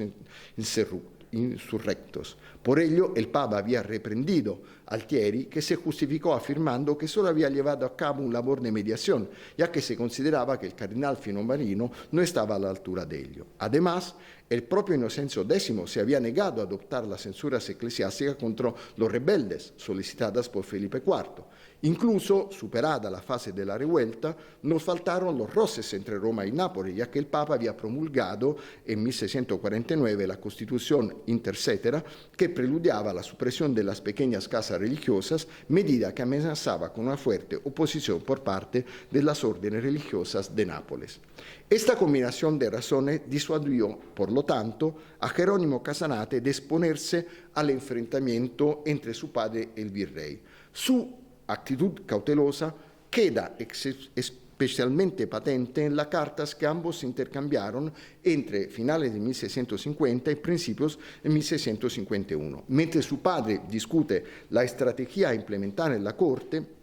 para obtener la ansiada suspensión de los efectos de la Inquisición que padecía, su hijo parece solo preocupado por el envío de sus rentas que le permitían de mantener la posición que tenía en Roma. Entre su detención y traslado a Puglia, que como recordamos tuvo lugar al principio de febrero del 1651, y su muerte al comienzo de julio, hay una decena de cartas de Matías Casanate a su hijo y otras tantas de Jerónimo al padre. En las primeras, Matías sigue muy combativo, dando instrucciones a su hijo sobre cómo debe ir a Roma, con quién debe ponerse en contacto, y quejándose por su ausencia de respuestas. Por fin, Matías recibe una carta del hijo el 29 de marzo, o sea, casi 2 meses después en que todo había empezado, pero en ella Jerónimo se muestra indeciso, vacilante. Dice que no ha tenido informaciones claras sobre el asunto, que para no equivocarse es mejor esperar, porque si no, si se actúa sin informarse bien, no se sabe lo que puede pasar. En definitiva, hay que esperar. Todo destila vaguedad y expectación, exactamente lo contrario de la urgencia y de la indicación de lo que hay que hacer que le transmite el padre. En otras palabras, mientras protesta que está dispuesto a todo, plantea 1000 dificultades y en última instancia desconseja cualquier iniciativa. Y cuando su padre se queja de su inacción, él le da la vuelta a la tortilla, maravillosa expresión española, y lamenta la poca confianza que su padre le puede tener. Me duele la poca consideración que mi padre tiene en mí, y faltaría más, diríamos. Además, con su memoria, en una memoria que le había enviado el 10 de marzo, el padre Matías había enviado al hijo cartas firmadas por él con el texto en blanco para que su hijo pudiera completarla con lo que mejor le parecía para defender su causa. Eran cartas a rey, a 5 cardenales, a docenas de otros personajes de alto nivel, a las que Matías añade gran importancia estas cartas. Sin embargo, Jerónimo se sigue diciendo que infelizmente, a causa del mal tiempo, los papeles han llegado todos manchados y arruinados y por lo tanto deben ser enviados de nuevo. Además, Jerónimo, que estaba en Roma en febrero cuando acontece el episodio del destierro del padre, se había vuelto a trasladar en Sabina, lo que complica todos los contactos en Roma. Y solo el 14 de junio, más de 4 meses después de la detención de su padre, Jerónimo le comunica que ha recibido el permiso del cardenal Pamphili para volver a Roma a ocuparse de sus asuntos. Pero, como ya se ha dicho, poco después el padre muere. La actuación prudente de Jerónimo Casanate no pasó desapercibida a sus contemporáneos, que hicieron de él un símbolo de ingratitud filial y oportunismo. Por ejemplo, en la página lapidaria de Francesco de Andrea. Por no haber hecho lo suficiente para ayudar a su padre caído en desgracia, temiendo que un compromiso abierto en ese sentido hubiera provocado la hostilidad de la corte española cualquier progreso posterior de su carrera eclesiástica. En realidad, después de esos acontecimientos, efectivamente, su carrera eclesiástica se desarrolló rápidamente hacia puestos cada vez más importantes. Gobernador de Fabriano en 1652, de Camerino 53, de Ancona 56, inquisidor general de Malta en 1658, regresa a Roma en 1663, primero como referendario de la Asignatura de Gracia y Justicia, un lugar de particular poder, luego consultor del Santo Ufficio, gobernador de Borgo, gobernador del cónclave que sucedía a la muerte de Alexandro VII Chigi en 1667, hasta su nombramiento para la Secretaría de la Congregación de Obispos Regulares en 1673, que presidió la tan deseada concesión de la púrpura cardinalicia el 12 de junio del 1673 por el Papa Clemente X Altieri. Dicho de paso, se puede observar que ese Papa conocía muy bien los acontecimientos de Nápoles de 1647-48, ya que era el nuncio Altieri que había estado allí entre 1644 y 1652. Entonces, si la prudencia institucional no fue suficiente para meter a salvo Matías Casanate de la ira del virrey conde d'Oñate, la prudencia oportunista de Jerónimo Casanate marcó el inicio de una brillante carrera eclesiástica. Voy a concluir. He empezado estas notas hablando de algunas obras de la literatura italiana de los siglos XIX y XX y quisiera ahora concluirlas con una referencia al teatro, en homenaje a los magníficos estudios sobre el teatro de Carmen. Me refiero a la comedia dell'arte, es decir, aquella forma de teatro popular que en la Italia barroca llevaba a las plazas de ciudades y pueblos textos baseados en unos pocos personajes fijos, unas pocas máscaras que encarnaban vicios y virtudes comunes, máscaras que muy a menudo despertaban la hilaridad del público encarnando lo que mucho tiempo después Luigi Pirandello llamaría el sentimiento de lo contrario. Consideramos, por ejemplo, la máscara del doctor Balanzone, que siempre se presenta bajo la apariencia de un médico muy erudito. Sin embargo, cada vez que el doctor Balanzone abre la boca para hacer un diagnóstico, sus palabras lo califican como un auténtico burro. Pues bien, entre las máscaras de la comedia dell'arte figura también la del capitán Fracassa, que suele presentarse bajo la apariencia de un soldado muy experto, de un gran comandante, de un capitán victorioso en 100 arduas batallas. Pero ojo, la palabra fracasso en italiano es un típico falso amigo para los españoles. Fracasso no significa fracaso, el contrario del éxito, sino un estruendo, un gran ruido que aturde. Fracasare es de hecho la acción realizada por quien rompe algo causando un gran alboroto. Nuestro capitán Fracassa es por lo tanto alguien que siempre hace mucho ruido y vaya donde vaya, habla a voz alta, gritando y cuenta sus increíbles hazañas militares. Pero al mismo tiempo, al igual que el doctor Balanzone es un médico que ni siquiera puede curar un resfriado, el capitán Fracassa es un soldado que nunca gana ninguna batalla, ni ninguna guerra. Es un cobarde, es de hecho un capitán fracasado. Y el nombre de esta máscara, de la comedia dell'arte, constituye en sí mismo la admirable síntesis del encuentro, de ese extraordinario encuentro, poblado de vidas, de pasión y de prudencia, que generó la presencia española en tierra de Italia entre los siglos XVI y XVII. Muchísimas gracias.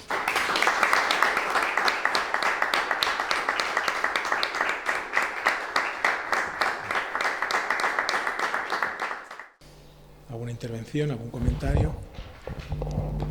Bueno, a mí se me ocurren muchas cosas a propósito de esta magnífica conferencia que nos ha acercado a una realidad complejísima a partir de esos estudios de caso que tienen concomitancias y diferencias muy notables. Y me interesa mucho insistir en este concepto que has estado utilizando a lo largo de la conferencia, que es la prudencia. La prudencia, porque además, bueno, yo la he estudiado desde el punto de vista del ámbito cortesano, como disimulación, incluso en el término que incluye muchos más matices, que es el término italiano sprezzatura. Y me ha interesado mucho cómo ese concepto puede ser utilizado de una manera o de otra, ¿no? Hablamos de prudencia individual, de colectiva, de ese tipo de prudencia que está asociada a un individuo como persona individual, pero también a la prudencia que va asociada al ejercicio de un cargo político, ¿no? Y en este sentido me interesa mucho cómo en personas donde confluye esa prudencia o doble prudencia tienen que conducirse a partir de conductas propias a través de dos dimensiones o dos fronteras que resultan infranqueables. Hasta qué punto la prudencia personal también es la prudencia política o la prudencia que debe ir anexa, asociada a un cargo, ¿no? Y en el caso de los dos, uno quizá por exceso de celo, bueno, en el caso de los dos es lo mismo, prácticamente están sometidos a circunstancias que ellos mismos no pueden controlar, ¿no? En el caso de los dos es más frustrante quizá el primero, porque digamos que empezamos con una carrera que es como si cerrara un círculo, ¿no? Y en el caso del segundo me interesa también mucho la personalidad del hijo. Es fascinante, ¿no? Pues, si tengo tiempo, quiero escribir una novela sobre eso. Es maravilloso, es de novela. Además que tiene como el encargo, ¿no? La responsabilidad reside prácticamente en él la restauración del prestigio del padre, ¿no? Hasta qué punto él confía en que eso pueda tener un resultado positivo, ¿no? En el fondo, pero bueno, visto a dónde llega el hijo es interesante desde dónde parten, después esa situación, ese contexto complejo de dificultades que prácticamente aboca a la familia a una situación prácticamente de ostracismo, de natio memoria, y cómo se involucra el hijo en esa, hasta donde puede, Evidentemente también hay una circunstancia personal, hasta qué punto el hijo puede involucrarse y si eso le va a afectar después en su propia carrera, ¿no? En el caso de Jerónimo es importante ver hasta dónde llega. Sí. Y además esto nos permite también enlazarlo con una de las dimensiones que va a tener nuestro nuevo proyecto, que tiene que ver con esas narrativas, ¿no? Cómo ellos explican, pagan incluso por explicar a través de relatos que son construcciones, ¿no? Donde hay olvidos necesarios y deliberados para construir un relato, que no digo que sea uniforme, ¿no? Pero en el fondo es un relato ascendente, ¿no? Donde este tipo de situaciones son ocultadas, ¿no? A mí mi pregunta, que va al hilo de la tuya, aparte de, por supuesto, darle las gracias antes de la pregunta por esta magnífica lección magistral de clausura, que teniendo alumnos que tenemos aquí, la verdad es que ha sido una lección en todos los sentidos, no solo por el contenido, sino por la estructura. Es una estructura clásica de lección magistral que, en fin, en la universidad se nos escapa con tanta prisa y con tantas cosas, pero ha empezado con unas referencias extraordinarias, literarias, de grandes maestros de la literatura italiana, ha acabado con una referencia literaria igualmente importante y entre medias la estructura que le ha dado a la lección es eso, la de un maestro, ¿no? Esto es una lectura magistral. Entonces, sí, no me gusta porque es que es verdad que se nos escapa en la universidad, vamos todos los días, enchufamos el pendrive, vamos deprisa a la primera clase, la segunda, no sé qué, y los profesores nos convertimos un poco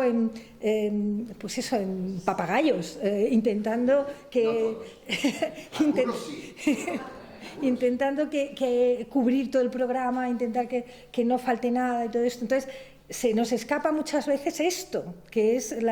el preciosismo de las humanidades, ¿vale? Que escapan a otras cosas, ¿no? Así que esta primera cosa yo, en fin, le agradezco mucho, agradezco que haya pasado en el seminario y además agradezco que haya alumnos atentos que estén aquí y se la lleven, ¿no? como algo, como una experiencia vivida, ¿no?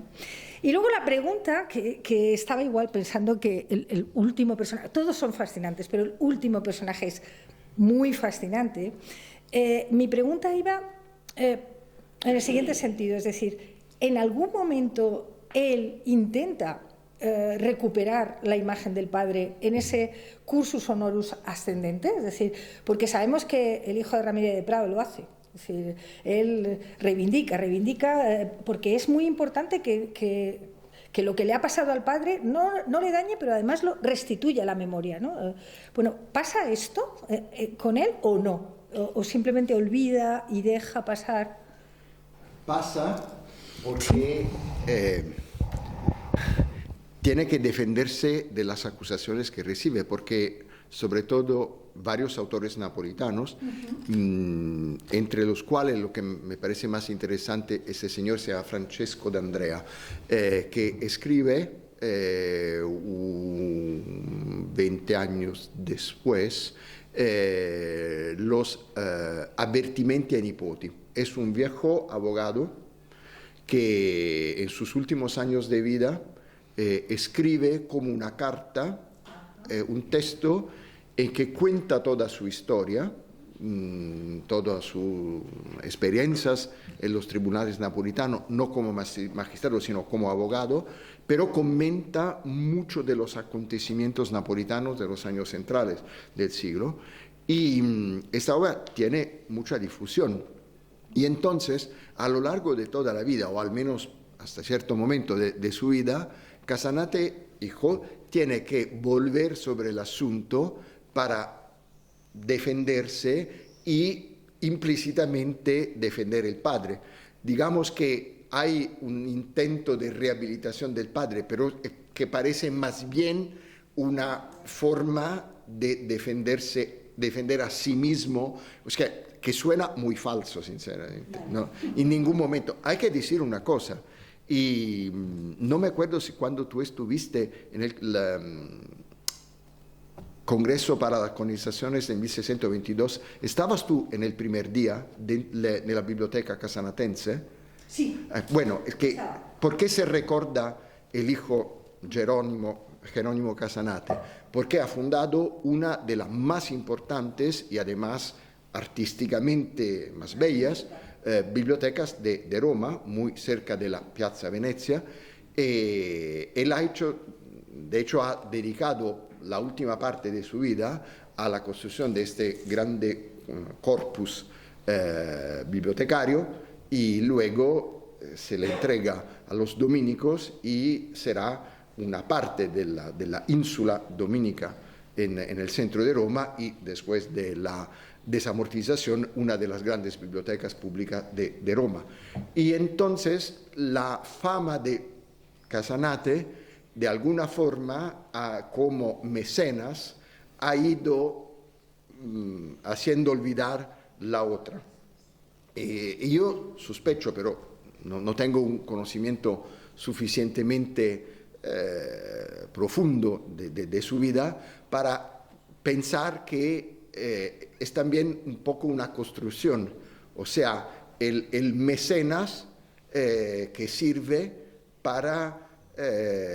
olvidar otro aspecto. Me acuerdo que cuando estuvimos en la discusión de la tesis de Cristina, había el tema de la imagen del hombre piadoso, que Jorge de Paz Silvera en un momento dado dice, a ver, ¿cómo quiero que me vean los otros? El hombre piadoso, se le va, si bien me acuerdo, bueno, yo tengo la sensación que en un momento dado el señor dice, a ver, ¿cómo habrá un experto de marketing de la Roma de final del siglo XVII? Dice, a ver, ¿a ti qué te parece? ¿Cómo es mejor que? Digo, bueno, el mecenas. Y efectivamente a partir de ese momento se construye esta imagen, luego se va consolidando. La biblioteca existe, así que no es solo imagen, hay también una sustancia. Pero digamos que es un señor que le da mucha importancia a cómo los otros lo miran. Por otra parte, estamos perfectamente dentro de un estereotipo de la cultura barroca, esto del espejo de la imagen. Bueno, es lo que me ocurre decir. Sí, sí. Bueno, no, porque me estaba acordando, al recordarme la biblioteca casanatense, me estaba acordando de la magnífica escultura de él que hay. Sí. Es impresionante. Me gustaría enseñarle una foto, sí, pero sé que no es sencillo. Bueno, podéis ir buscando en internet, hay un montón de imágenes. Y verla desde dentro, porque aunque veas la fotografía no te imaginas la dimensión que es un salón enorme de más de 120 metros. Es más grande que la de los Medici. Sí, bueno, que tiene toda esta perspectiva, se diría palladiana, sí, que converge sobre la estatua del cardenal que está al final y te mira. Sí. O sea, que un señor que tenía... Hoy hubiera sido un genio de la publicidad. Totalmente. Sí, no es verdad. No, pero esto hay que apuntarlo muy bien. Esa es. Bueno, esa es. Bueno, pero, repito, sí. Si ve perfectamente, ahí esta enorme perspectiva en que todo va a converger sobre la estatua. Esa estatua magnífica, sí. Bueno, qué bonito, la verdad, qué bien. ¿Más preguntas? ¿No? ¿Estáis saciados? Bueno, aburridos. No.